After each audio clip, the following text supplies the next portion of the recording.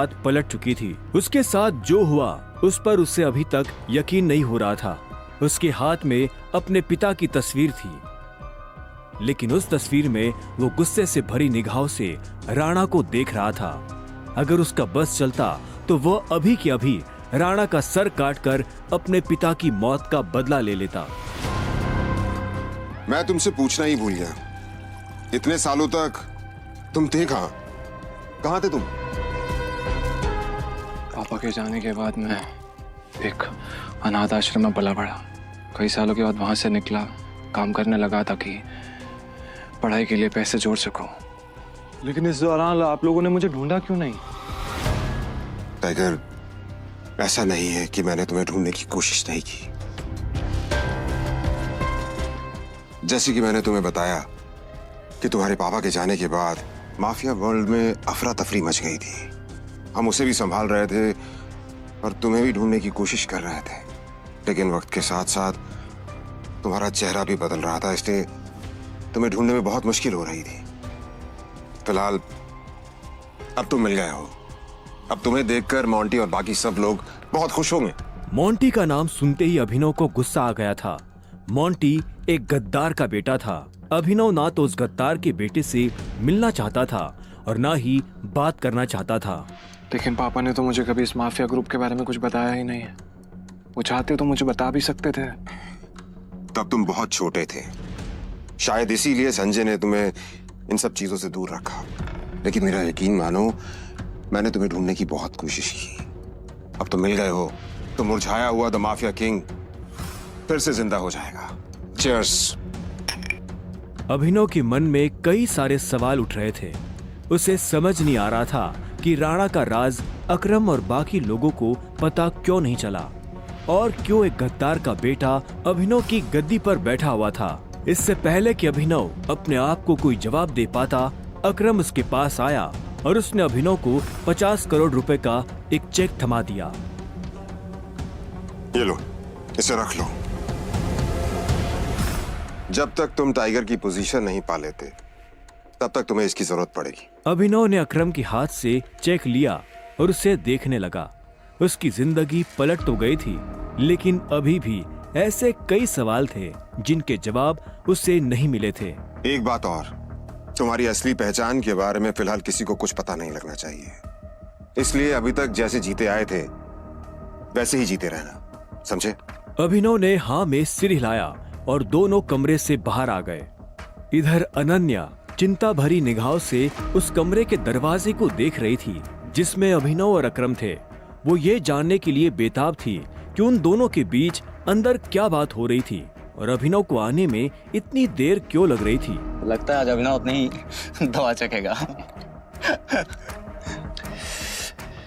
ऐसे कितने दुख की बात है ना, शादी के बाद बेचारा ऐश करने से पहले ही मर जाएगा। ये सुन अनन्या को झटका लगा। वो जानती थी कि अकरम के लिए किसी को मारना कोई बड़ी बात नहीं थी।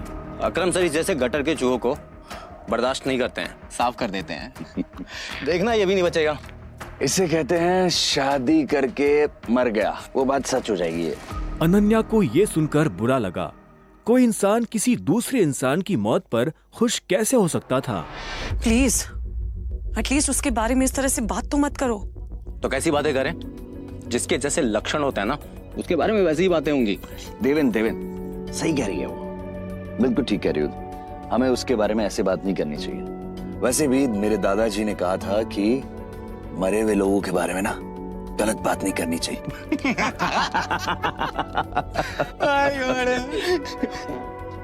इससे पहले कि अनन्या कुछ कहती, अकरम अभिनव को लेकर बाहर आ रहा था। अभिनव के बदन पर एक छोटी सी खरोंच भी नजर नहीं आ रही थी। जब देवेन और सनी ने ये देखा तो उनका मुंह हैरानी के मारे खुला का खुला रह गया। इसे देखकर तो लग ही नहीं रहा है कि अकरम सर ने इसे हाथ भी लगाया है। वैसे जितनी देर तक ये दोनों कमरे के अंदर थे, अब तक तो इसकी नाक टूटी हुई होनी चाहिए थी, पर ये तो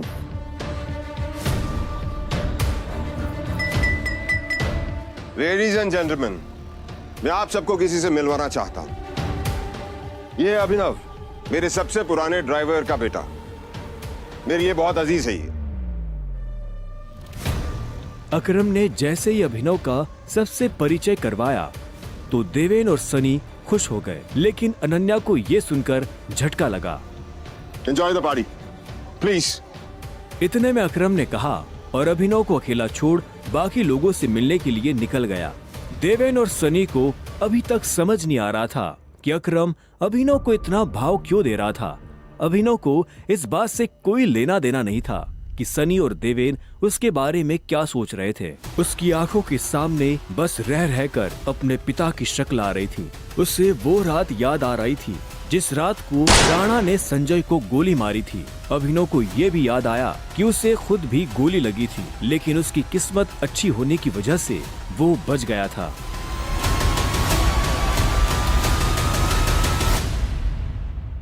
मुझे नहीं लगा था कि तुम अपने पैरों पर बाहर भी आ पाओगे। अच्छा, तुम्हें मेरी इतनी चिंता हो रही थी? ओ प्लीज, मुझे चिंता नहीं हो रही थी, बस तुम्हें तो अपनी चिंता होनी चाहिए ना। अगर जिंदा रहना चाहते हो तो थोड़ा बचकर रहो। अकरम सर ने तेरे से अंदर क्या बात की बता। उन्होंने मुझसे कहा कि अगर देवेन जैसा गदर तुझसे सवाल पूछे तो उसे जवाब मत देना। हरामखोर। देवेन ने उसे गाली दी, लेकिन अभिनव पर उसका कोई असर नहीं हुआ। उसके दिमाग में इस वक्त पहले से ही कई जरूरी चीजें घूम रही थी। इसके बाद पूरी पार्टी के दौरान अनन्या ने अभिनव से कोई बात नहीं की। मेरा घर यहाँ से पास में है, वहीं ले लो। तुमने सोच भी कैसे लिया कि मैं तुम्हारे साथ तुम्हारे घर आ रही हूँ? तुम्हारी हालत ऐसी है तो पता नहीं तुम्हारी घर की हालत कैसी होगी। तुम मेरी पत्नी हो, मेरे साथ नहीं रहोगी तो किसके साथ रहोगी? सुनो, अपनी ये 2 कौड़ी का लॉजिक ना अपनी जेब में रखो। पहले तुम मुझे ये बताओ, तुम मेरे बिस्तर में कैसे आए? ये सवाल तो मैं भी तुमसे पूछना चाहता हूँ। अच्छी बात है, लेकिन मैं तुम्हारे साथ तुम्हारे घर रहने नहीं आ रही हूँ, मैं अपने घर जा रही हूँ, ठीक है? और अगर इन फ्यूचर मजबूरी भी रहे ना तो मैं तुम्हारे साथ तुम्हारे घर में नहीं रहूंगी, तुम मेरे घर रहने आओगे एक नौकर की तरह, समझे? अभिनव ने पहले उसे देखा और फिर अपनी उंगली में पहनी हुई उस अंगूठी को देखने लगा। अगर आज वो अंगूठी नहीं होती तो पता नहीं उसका क्या होता।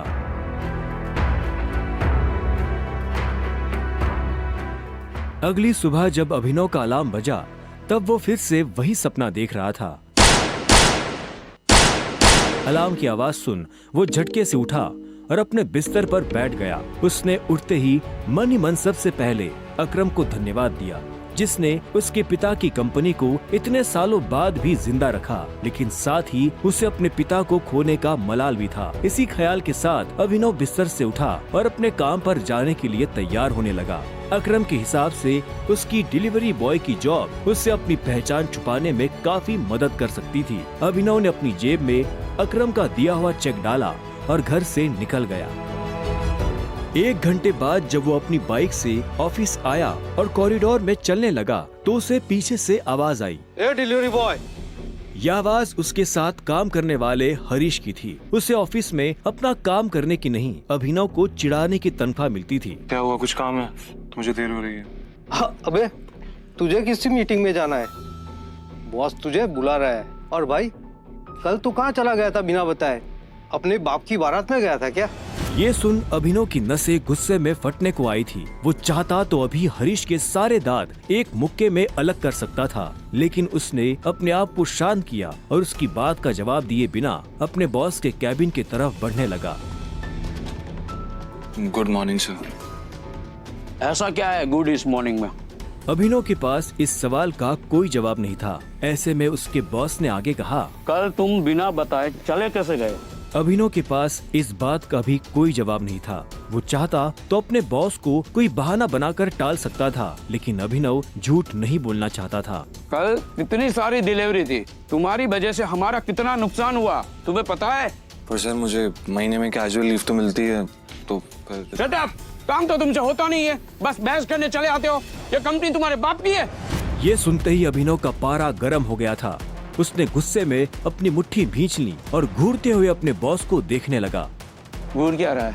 अपना सामान बांध और निकल यहाँ से। You are fired! अभिनव को ये सुनकर झटका नहीं लगा। असल में वो जानता था कि उसके साथ ऐसा कुछ बहुत जल्दी हो सकता था। उसका बॉस और देवेन एक दूसरे को बहुत अच्छी तरह से जानते थे। कल पार्टी में अभिनव ने देवेन को जिस तरह से जवाब दिया, उन्होंने मुझसे कहा कि अगर देवेन जैसा कहता तुझसे सवाल पूछे तो उसे जवाब मत देना। उससे उसे समझ आ गया था कि आज नहीं तो कल ये होकर रहेगा। ठीक है, कोई बात नहीं, मैं चला जाता हूँ। जो मैंने पूरा महीना काम किया है उसकी सैलरी दे दीजिए। सैलरी? तेरी वजह से हमारा जो नुकसान हुआ उसकी भरपाई अगर मैं तेरी सैलरी से भी करूँ ना तो भी तुम्हें अपनी जेब से 10,000 रुपए देने पड़ेंगे। शुक्र मना कि वो मैं तुझसे नहीं मांग रहा, इसलिए चुपचाप निकल यहाँ से। क्या बोल रहे हो सर आप? क्या मेरे एक दिन आने में आपका 25,000 का नुकसान हो गया? मैं तब तक यहाँ से नहीं जाऊंगा जब तक मुझे मेरी सैलरी नहीं मिल जाएगी। सैलरी दीजिए। सैलरी? रुक, अभी देता हूँ तुझे तेरी सैलरी। उसके बॉस ने कहा और टेबल पर रखी घंटी बजा दी। अगले ही पल कमरे का दरवाजा खुला और 4 बाउंसर अंदर घुस आए। उठाकर बाहर पटको साले को।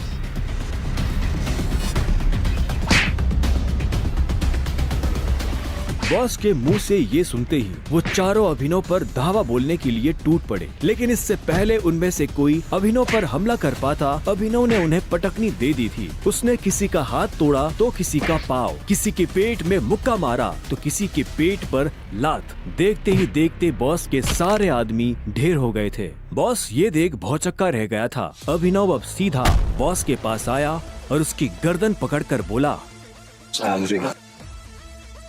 बॉस ने घबराहट में अपने ड्रॉर से कैश निकाला और कांपते हाथों से अभिनव को थमा दिया। अभिनव ने कैश देखा और बॉस की गर्दन छोड़ वहाँ से बाहर निकलने लगा। इससे पहले कि वो बाहर आता उसने बॉस की आंखों में देखा और बोला, और एक बात याद रखना, अगर आज के बाद किसी के बाप पे गया ना तो गर्दन तेरी होगी, पंजा मेरा। ये सुन बॉस के होश उड़ गए थे। उसे पता था कि अभिनव एक गुस्सेल आदमी है, लेकिन उसने कभी उसका गुस्सा देखा नहीं था। इधर अभिनव भी जब ऑफिस से बाहर आया तो उसे एक अनजान नंबर से फोन आया। अभिनव ने फोन उठाया। हेलो, कौन? टाइगर, अकरम। हाँ कहिए। मुझे तुम्हें किसी से मिलवाना है, वो भी हमारे माफिया वर्ल्ड का एक बहुत बड़ा नाम है, और साथ ही साथ तुम्हारे पापा और मेरा जिगरी यार भी, बलराज। मैं चाहता हूं कि बलराज को पता चल जाए कि हमारा टाइगर वापस लौट आया है, इसलिए शाम को साथ में डिनर करेंगे होटल सफायर में। एड्रेस तुम्हें भेज रहा हूं, ठीक है? सी या, बाय। अकरम के मुंह से बलराज का नाम सुनते ही अभिनव के बदन में झुरझुरी सी दौड़ गई थी। उसने बलराज का नाम पहले भी सुना था। इस शहर में बलराज का नाम बच्चा बच्चा जानता था और हर बड़ा आदमी उसके नाम से थर थर कांपता था। ऐसे में अभिनव को भी उससे मिलने में घबराहट हो रही थी। जिस बलराज से वो घबरा रहा था असल में वो उसी का बॉस होने वाला था। पर क्या वो बलराज का बॉस बन पाएगा? क्या वो अपने पिता के दोस्त को अपना दोस्त बना पाएगा? जानने के लिए सुनते रहिए द रिटर्न ऑफ टाइगर, सिर्फ पॉकेट एफएम ऐप पर।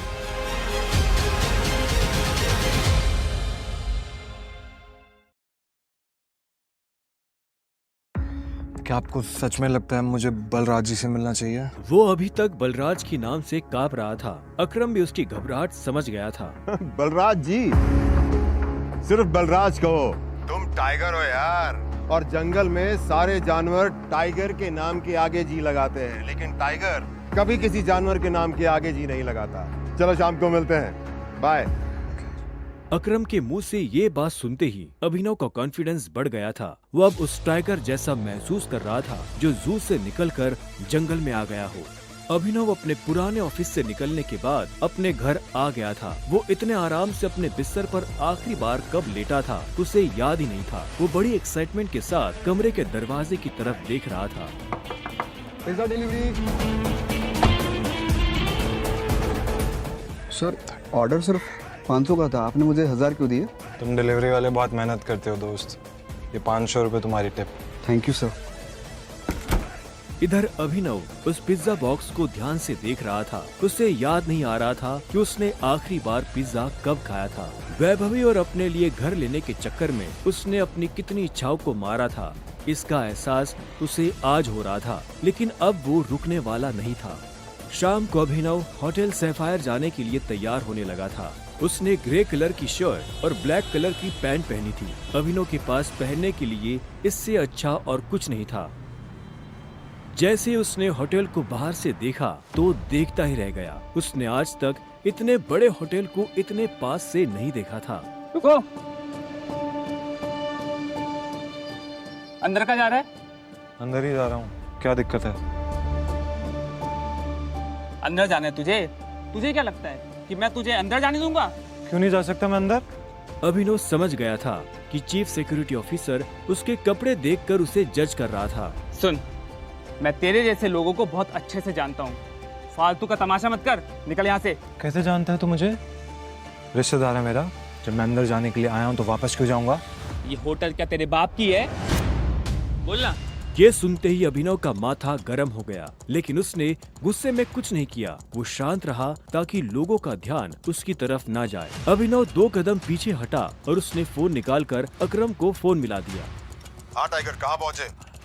मैं ये होटल की एंट्री पे हूँ अकरम। हमारा टेबल नंबर क्या है? Table number?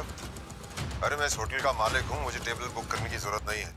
तुम अंदर जाओ, आराम से बैठो, बस मैं पहुँचने ही वाला हूँ। मैं अंदर नहीं जा पा रहा हूँ। यहाँ पे कोई ये सिक्योरिटी वाला खड़ा है, वो कह रहा है कि मेरे जैसे इंसानों को अंदर नहीं जाने देता है। कौन है ये कथा? तुम एक काम करो, बस 10 मिनट में मैं पहुँचने वाला हूँ, तुम वेट करो, ठीक है? और ये इस ऑफिसर की वजह से मैं तुमसे माफी मांगता हूँ। ठीक, नहीं कोई बात नहीं। क्यों? बहुत हीरो बन रहा था ना? मैंने कहा था मैं तुझे अंदर जाने नहीं दूंगा। अगर प्रधानमंत्री को भी कॉल करेगा ना तब भी नहीं, समझा? चल निकल यहाँ से। अरे वो देखो, तुम्हारा निठल्ला एक्स। आजा मजे लेते हैं इसके।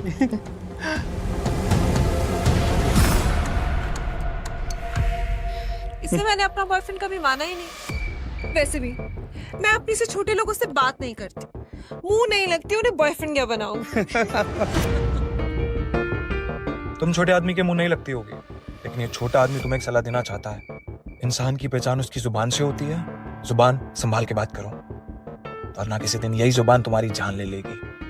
वाह, क्या बात कही है। ताली बजा। Very nice. तो फिर तुमसे तुम्हारे पैर क्यों नहीं संभाले गए? यहाँ कैसे चले आए? पिए हुए हो क्या? अकरम ने बुलाया मुझे यहाँ पे। अच्छा, अरे हाँ याद आया। अकरम सर ने उस दिन कहा था तू उनके किसी ड्राइवर का बेटा है, तो यहाँ अपने बाप की जगह ड्राइवर की नौकरी मांगने आया क्या? सही है, लेकिन वो रखेंगे नहीं। तेरे जैसे गरीब को वो ड्राइवर भी नहीं रखेंगे। आए हो मतलब तुम्हें बुलाया नहीं गया? वो उठा के चले आए। भिखारी कहेंगे। आया नहीं हूँ, बुलाया मुझे, अकरम ने बुलाया है। मुझे पता ही था ये कोई पागल है। तभी वहां एक काले रंग की चमचमाती हुई महंगी सी गाड़ी आकर खड़ी हो गई। सभी पलटकर गाड़ी को देख रहे थे। अकरम गाड़ी से बाहर निकला और उसके साथ एक और आदमी था। वो देखने में लंबा चौड़ा और मजबूत था। वो और कोई नहीं बल्कि बलराज था। वो एक बहुत ही फेमस कपड़ों की कंपनी का मालिक था और साथ ही द माफिया किंग का एक मजबूत पिलर। उसे देख अभिनव की आंखें खुली की खुली रह गई। उसने बलराज के बारे में सुना था। क्या आपको सच में लगता है मुझे बलराज जी से मिलना चाहिए? उसे तस्वीरों में देखा था, लेकिन तस्वीरों में देखने और सामने से देखने में जमीन आसमान का अंतर नजर आ रहा था। उसके मन में यह सवाल उठ रहा था कि आखिर बलराज उससे क्यों मिलना चाहता था। क्या चल रहा है यहाँ? सॉरी सर, लेकिन इस आदमी ने मुझे और कस्टमरों को काफी परेशान किया हुआ है।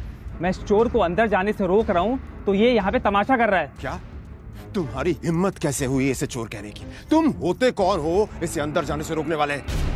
ये होटल तुम्हारे बाप ने खोल रखा है क्या? ये मेरा मेहमान है और तू आज के बाद इस होटल के आसपास भी दिखाई दिया ना तो तेरी टांगे तोड़वा दूंगा। Get lost. Sorry sir.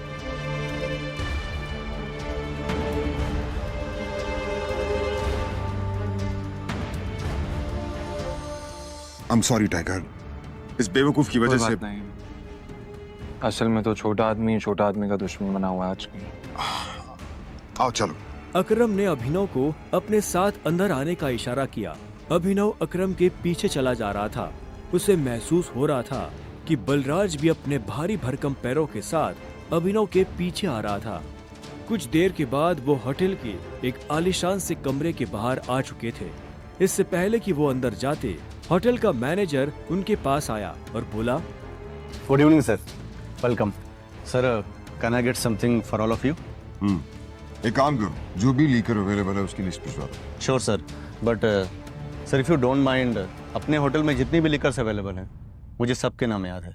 We have tequila which is of 5 lakh rupees, vodka 8 lakh rupees, biscuit 10 lakh rupees and we have gin जो कि 12 लाख रुपए की है। Sir what would you like to have?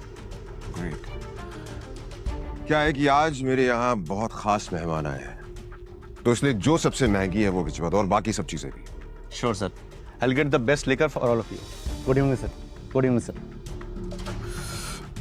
Akram, hotel तेरा, शराब तेरी, फिर भी तुम्हारा ये मैनेजर तुझे तेरी शराब की रेट क्यों बता रहा था, जबकि तू कोई भी चूज कर सकता है? वो इसलिए मेरे दोस्त, क्योंकि मैं दिन देखकर शराब मंगवाता हूँ और आज का दिन मेरे लिए, इनफैक्ट हम सबकी जिंदगी के लिए बहुत इंपॉर्टेंट दिन है, इसलिए मैंने हम तीनों के लिए महंगी शराब मंगवाई है। So let's enjoy. अच्छा आओ। Okay, let's enjoy.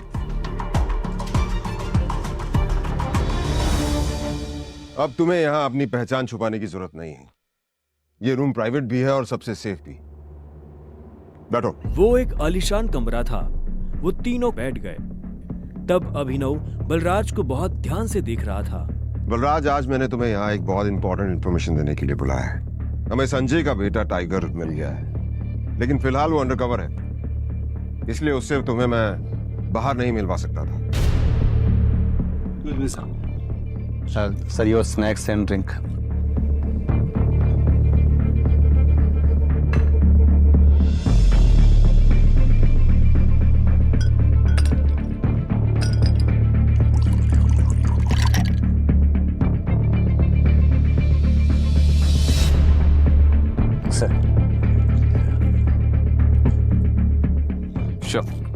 Cheers. Cheers.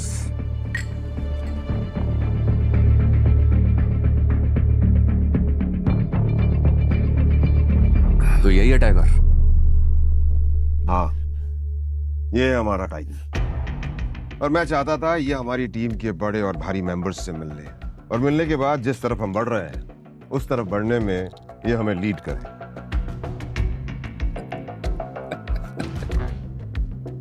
माफ करना दोस्त, पर मुझे थोड़ी हंसी आ रही है। वो क्या है ना, सब कुछ तो तू ही बोल रहा है। हमारा ये टाइगर गूंगा है क्या? हाँ बलराज, तुम्हें टाइगर के बारे में इस तरह से बात नहीं करनी चाहिए। माफ करना दोस्त, माफ करना। बोलनेस अच्छी लगी मुझे तुम्हारी। अच्छा,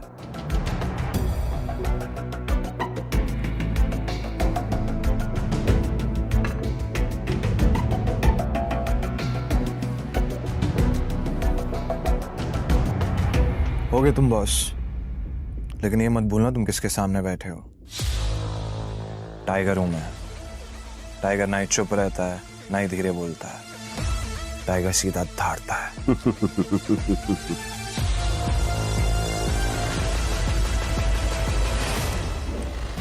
तो तुम टाइगर हो, ठीक है?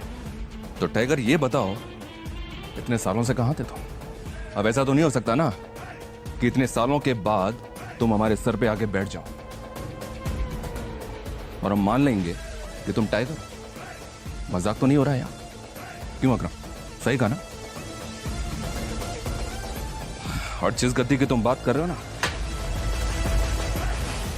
उसको लिया नहीं जाता, कमाया जाता है। आई बात समझ में? अच्छे से जानता हूं, छीनना मेरे खून में भी नहीं है। मैं इतने सालों से कहाँ गायब था, क्या कर रहा था, ये सब समझाने का तो हमारे पास टाइम नहीं है शायद। और रही बात कि मैं टाइगर हूं या नहीं हूं, ठीक है, तुम तरीका बताओ, साबित कर दूंगा। शाबाश, ये हुई ना बात। अकरम ने मुस्कुराते हुए अभिनव को देखा। उसकी आंखों में अभिनव के लिए गर्व की भावना झलक रही थी। उसने जितना सोचा था अभिनव उससे भी खूंखार था, लेकिन बलराज के माथे पर शिकन बरकरार थी। उसकी आंखों से पता चल रहा था कि वो इतनी जल्दी अभिनव को टाइगर नहीं मानने वाला था। वैसे भी पूरे ग्रुप में अगर बलराज किसी चीज के लिए जाना जाता था तो वो थी उसकी जिद। वो इस बात को नहीं पचा सकता था कि कल को एक बच्चा उसके सर पर बैठकर राज करे। सिर्फ अकरम की शाबाशी से काम नहीं चलेगा प्यारे, पर मैंने अभी एक्सेप्ट नहीं किया है कि तुम टाइगर हो। तुमने कहा कि तुम साबित कर सकते हो कि तुम टाइगर हो, तो ठीक है, मैं तुम्हें चैलेंज देना चाहता हूं। ये क्या कह रहे हो तुम? Relax Akram, relax. Let's fight, लड़ते हैं। अगर तुम जीते तो हम मान लेंगे कि तुम टाइगर हो, लेकिन अगर तुम हारे तो हमसे कुछ पैसे लेना और गुड़गांव से कहीं बहुत दूर जाकर सेटल हो जाना। बलराज, क्या कह रहे हो तुम? ये सही नहीं है।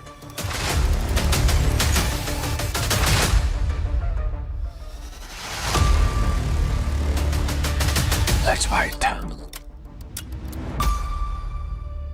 कब करनी है लड़ाई? ये सुनते ही बलराज के चेहरे पर मुस्कान आ गई। अकरम के होश उड़ गए थे। अब आगे क्या होने वाला था? क्या अभिनव बलराज को हरा पाएगा या उसे अपने पिता का दिया हुआ सब कुछ छोड़कर हमेशा के लिए दूर जाना पड़ेगा? जानने के लिए सुनते रहिए द रिटर्न ऑफ टाइगर, सिर्फ पॉकेट FM ऐप पर।